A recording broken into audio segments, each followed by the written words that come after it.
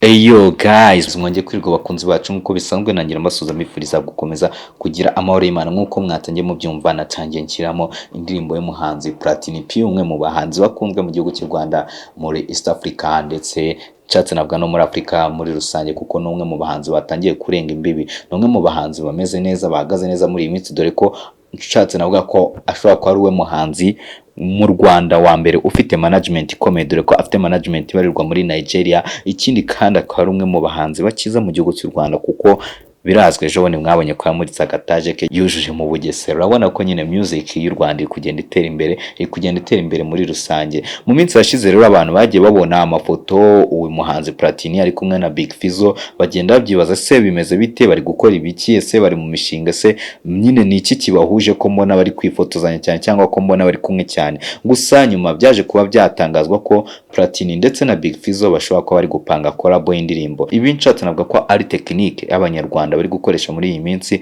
Abahanzi nyarwanda benshi barimo barakoresha technique zigiye zitandukanye, aho bari kugenda bakorana collab n'ibindi bihugu by'abaturanyi. Ibi biheruka gukorwa n'umuhanzi Bruce Melody, aho yagiye akorana n'abanzi bagiye batandukanye abo muri Congo, Tanzania, ndetse kandi bikaba biri kuvuga ko afitanye collab n'abandi bahanzi bo muri Nigeria bagiye batandukanye. Hanyuma Platin nawe nshatse navuga ko collab ziwe ziri international, ashobora ko agiye kuzitangira mu gihugu cy'u Burundi, aho agiye kuba yakorana indirimbo n'umuhanzi Big Fizzo ukunzwe n'abantu batari bake hano mu gihugu cy'u Rwanda ndetse no mu gihugu cy'u Burundi. Urumva ni byiza cyane ko igihugu cy'u Rwanda ndetse n'u Burundi dukomeza gufatanyiriza hamwe mu rwego rwo guteza umuziki wacu imbere ndetse na entertainment muri rusange. Uyu Platin rero nyuma y'igihe kitari gitoya abantu benshi bari bamukumbuye nyuma kubona ifoto yari yapostinzwe kuri The Choice Live, aho bagaragazaga Platin ari kumwe na Big Fizzo, abo bavuga ko Platin yakiriye Big Fizzo mu Rwanda aho yaje kurangiza imishinga y'indirimbo bakoranye. Nahise nyarukira no kuri Instagram ya Platin ngo ndebe se koko ibyo bari kuvuga nibyo cyangwa nibihuha.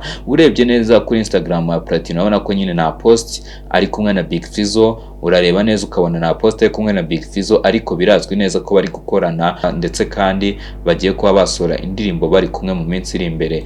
Uyu Platin rero nagiye kuri post ziwe mbura ikimenyetso na kimwe kigaragaza ko ashobora kuba koko ari kumwe na Big Fizzo mu Rwanda, ariko ugiye kuri story yiwe urareba ugasanga hari nk'agapost yapostinze ari kuri kagaragaza Big Fizzo bari kumwakira ku kibuga cy'indege. Urumva rero ni ibintu byiza, ni ibintu bigaragaza ko koko iyo collab ihari, kandi ikintu navuga ni uko nifuriza Abanyarwanda, abakunzi b'umuziki nyarwanda, abakunzi b'umuziki w'u Burundi, icyo nabifuriza no kuzaryoherwa n'indirimbo. Reka kandi twitegereze turi benshi, reka kandi ngusabe gukora subscribe kugira ngo dukomeze tugendane 5 kuri 5 n'ibyiza byinshi tuzagenda tubageza uko bwije n'uko bukeye.